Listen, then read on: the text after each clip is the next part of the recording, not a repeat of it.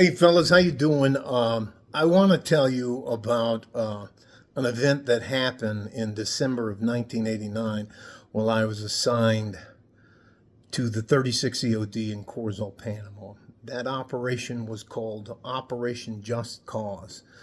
Now, what we called it was Operation Just Because. It's the removal of Noriega because during Bush Sr.'s time in office, Noriega was called our guy in Panama. So, anyways, but he was running drugs. Anyways, he did just did a bunch of stuff. So, I'm going to ask you, and I know you can't answer, but I'm going to ask you. I have to blow my nose. But I was outside picking up debris. Anyways, trash, leaves, and stuff. Anyways, don't matter. Let me get to the point. What do you think was the largest battle during Operation Just Cause besides us wiping out Battalion 2000? And we did that with AC-130s and SF guys. Anyways. All right, I got to tell you. All right. So, some of the Tier 1 operators were down there, and they were just... Now, the Panamanians fucked up the SEALs trying to take over a civilian airport because they walked openly across the airfield. That was fucking brutal. The SEALs learned a very painful, tough lesson, but the Army guys that I dealt with out of then, just starting out, Delta Force, were some of the guys I'd known in the EOD community. And I'll leave it at that. So, if you had to guess, would you consider it when we attacked the barracks, or would you ever imagine that one of the largest battles during Operation Just Cause was a massive friendly fire exercise? Not exercise, a massive friendly fire incident.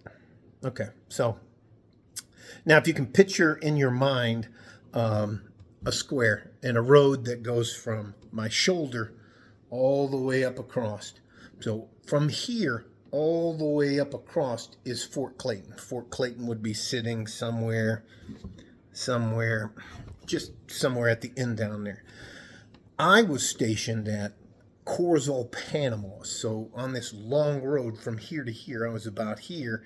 If you took a right, you went over to some barracks and a basketball court and a dining facility. It was just a place where engineers and support soldiers stayed.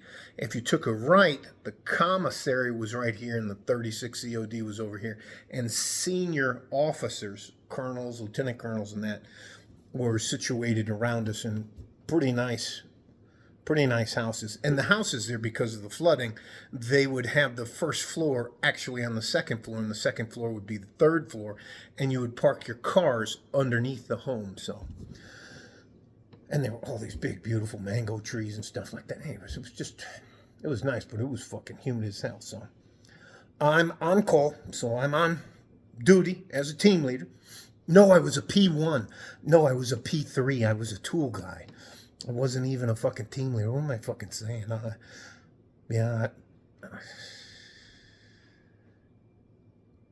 No, I was actually a P1. No, P2. P1 is the team leader that goes down range and takes care of it. It's usually an E6 or senior E5 or above. P2 is usually the guy that watches his back, keeps the paperwork. So if I'm going to go down range, I write down what I'm going to do on this IED. Okay? Write down in detail what I'm going to do on this IED, and I give it to my P2 so that if I get... That was Bella. So if I get blown up or killed, they don't do that again. So anyway, so I'm the P2 on this, and we're sitting there waiting for our turn to go out on an incident. And we were seeing all kinds of first scene ordnance, like French weapons and rockets and stuff from Russia and stuff from Cuba and stuff from Argentina, just all over the planet. And anyways, so we're sitting there, and we're here, the PX is here, right? We're here. The PX is here, and across the main road was the place I was talking about, all right? So the commissary soldiers that worked in the US Army Commissary were on this side of the street. And what was the commissary and the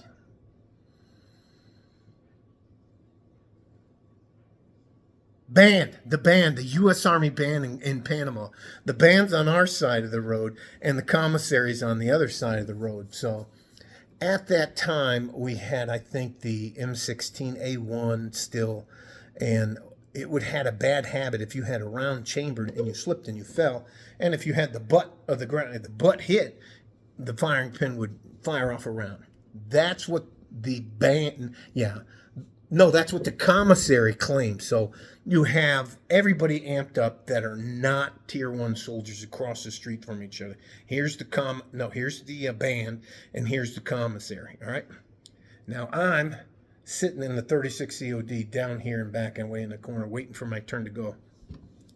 And all of a sudden, a shot goes off. And then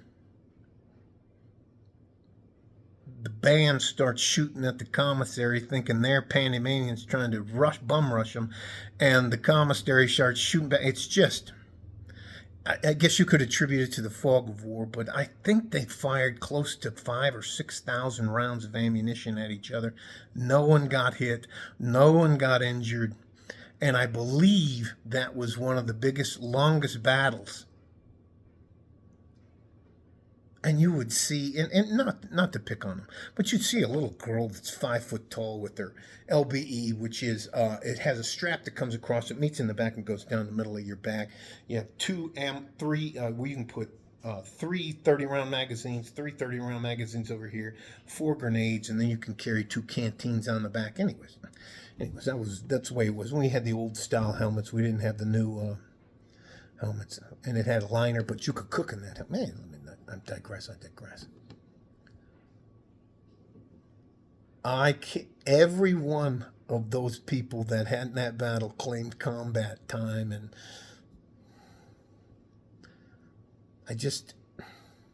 one of the biggest battles in Operation Just Cause, or Just Because, was the commissary setting off around the U.S. Army band attacking them and them fighting back. And that battle lasted at least 45 minutes. And to spend 5,000 or 6,000 rounds, you have to reload a few times. It was just, and I think the only reason they stopped is because they ran out of ammunition. We gave those guys, we gave them so much shit.